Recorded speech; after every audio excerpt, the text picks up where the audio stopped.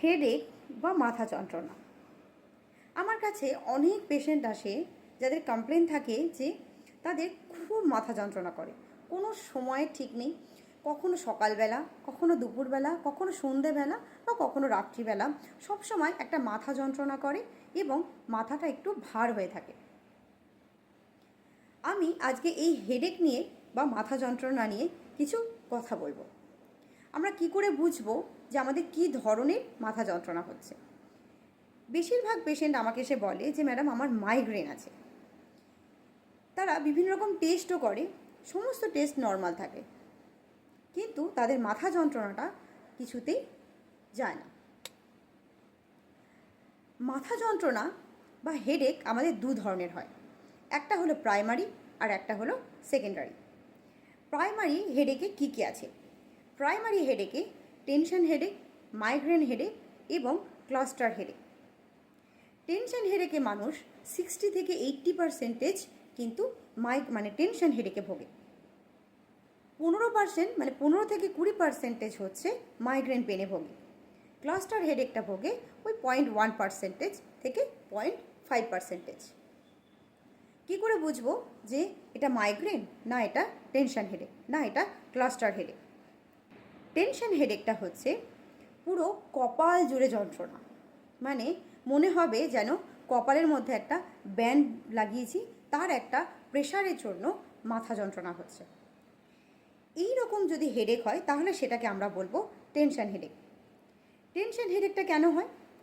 কোনো রকম অ্যাংজাইটি বা স্ট্রেস থাকলে, মানে খুব দুশ্চিন্তা করলে, খুব বেশি ওভার থিঙ্কিং করলে এই রকম টেনশন হেডেকগুলো হয়ে থাকে।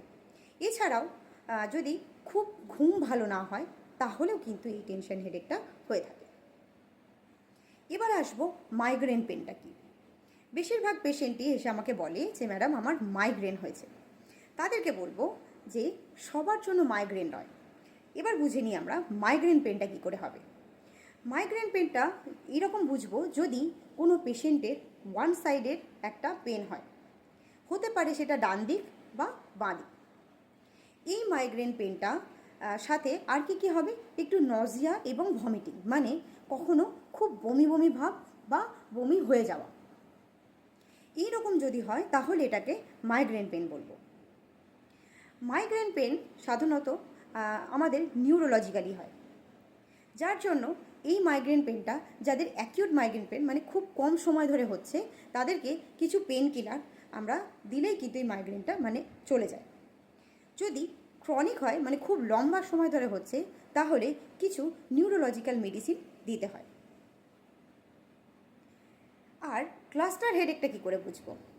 ক্লাস্টার হেডেকটা হচ্ছে চোখের চারিদিকে একটা তীক্ষ্ণ যন্ত্রণা, হতে পারে সেটা ডান দিক বা বাঁ দিক।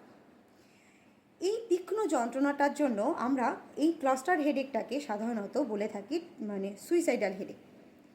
পেশেন্ট প্রচণ্ড রেস্টলেস হয়ে যায়, কখনো কখনো জ্বরও চলে আসে, তখন আমরা এটাকে বলবো ক্লাস্টার হেডেক।